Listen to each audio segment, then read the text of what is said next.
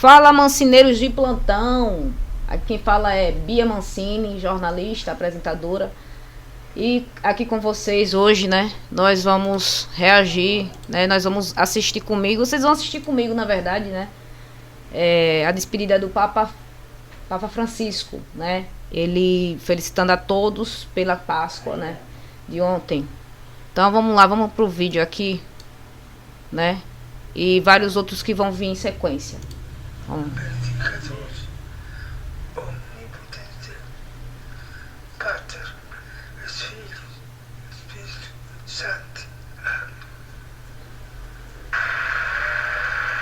Vocês podem perceber que ele já estava bem cansado, né? Com a aparência bem decaída assim. O pessoal chamando por ele.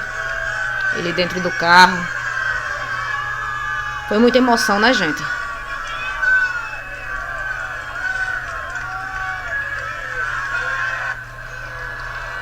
Bebezinho. Ele pegando. Foi uma despedida, né? Bem interessante isso. É muito interessante como é as coisas, o sobrenatural, o espiritual, né?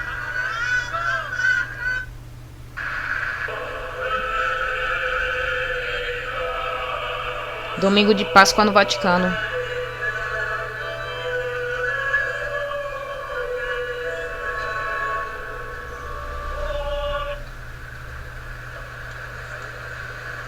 Sem contar que o Vaticano é muito bonito, né?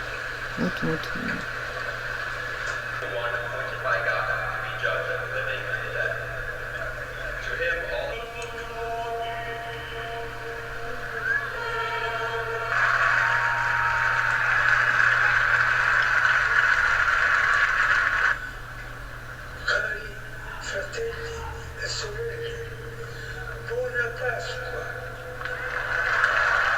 Queridos irmãos e irmãs, boa Páscoa.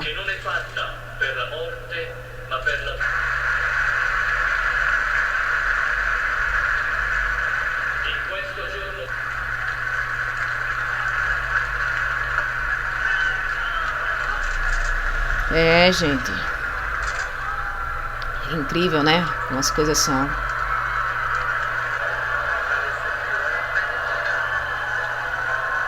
Logo em seguida ele sai na limousine,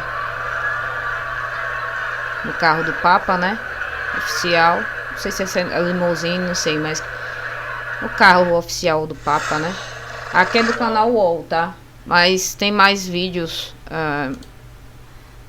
Donald Trump também manda mensagem, né? Uma mensagem aí lamentando a morte do Papa, né? Vamos ver aqui. Gente, complicado.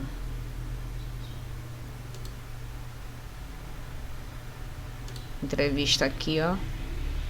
Morte do Papa Francisco, o presidente dos Estados Unidos, Donald Trump, também prestou condolências pela morte de Francisco.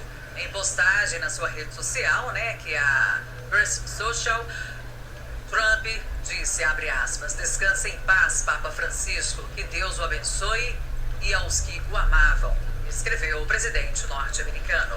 Vamos agora a mais informações, direto de São Paulo. É isso, né, galera? Papa Móvel. Papa Móvel, o nome, né? Em Papa Móvel, Francisco acenou e foi aclamado por fiéis durante a celebração de Páscoa no Vaticano. Vamos rever essa cena aqui. As últimas imagens registradas do pontífice em vida neste domingo, dia 20, mostram Jorge Mário Bergoglio percorrendo a praça do Vaticano. Ainda que fragilizado por suas questões de saúde, o Papa fez questão de participar da bênção Urbi et Orbi após a missa do domingo de Páscoa. O Santo Padre saudou os fiéis ao circular pela Praça de São Pedro a bordo do Papa Móvel, usando o veículo pela primeira vez após deixar o hospital. À frente da Igreja Católica por quase 12 anos, Jorge Mário Bergoglio foi o Papa número 266 e morreu na madrugada desta segunda-feira, 21, aos 88 anos de idade.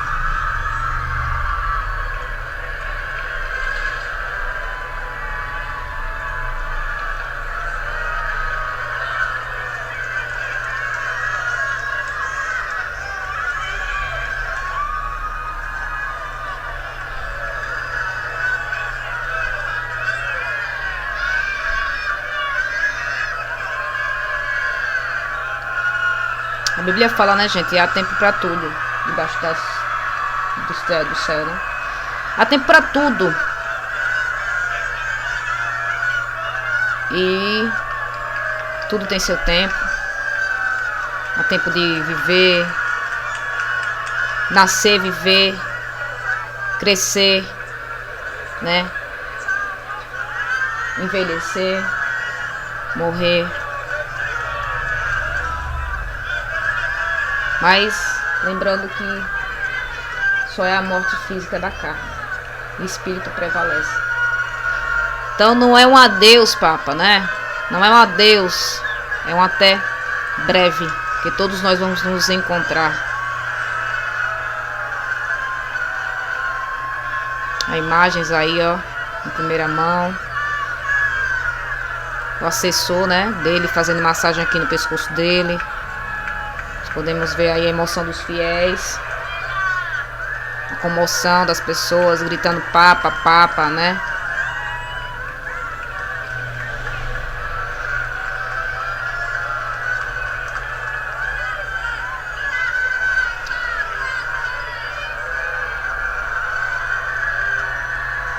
Muito interessante. Muita gente, muita gente. Na verdade, o Papa Francisco, né, gente, foi uma pessoa que liderou por anos, né? E ele tinha a mente muito aberta, né? Ele tinha a mente muito aberta, mas só que assim, o Vaticano ele funciona dessa forma, né, gente?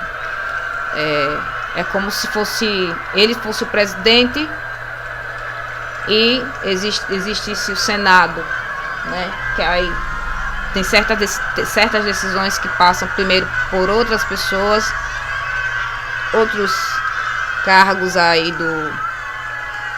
da religião, né? Para poder chegar até ele. E às vezes ele até pode encaminhar o que ele achava interessante liberar na igreja, no catolicismo, né? Então ele quebrou muitos tabus, foi um papa que quebrou muitos tabus, isso a gente não pode negar, né? E trouxe mais liberdade de expressão para as pessoas, para o país, deixou o mundo da forma religiosa mais aberto, né? Então é muito emocionante essa questão mesmo. Mas é isso, né? Eu vou falar para vocês depois sobre a vidente Chagrazik, né, que preveu essa e outras previsões aí sobre essa questão do anjo tem, né? Enfim. Mas é isso, gente. As últimas notícias que nós temos até agora, né? Vamos ver como é que vai ser o velatório do Papa. Vamos acompanhar. Vocês vão acompanhar aqui comigo, viu? Vai ser o velatório do Papa, como vai ser toda a questão, né? Se ele vai ser canonizado, né? Mas tem aqui, ó, nos últimos conclaves houve surpresas, diz cardeal sobre possibilidade de um Papa brasileiro. Já tem, viu, gente? Já tem a possibilidade de um próximo Papa brasileiro. Vamos assistir agora a entrevista de um dos conclaves, né? De um dos cardeais, né? Sobre uma surpresa que pode haver um Papa brasileiro. Vamos ver aqui qual é a posição dele. Posso começar então? Cardeal, como Camila falou, outras pessoas falaram, o senhor é um dos nomes que vai a Roma e que pode ser votado também. E uma coisa que nós brasileiros sempre ficamos assim é na expectativa, né? Tendo essa visão agora de como é que está a Igreja Católica aqui no Brasil, se houvesse um Papa brasileiro, sei que está muito distante assim para pensar, mas o que representaria para o catolicismo aqui no Brasil?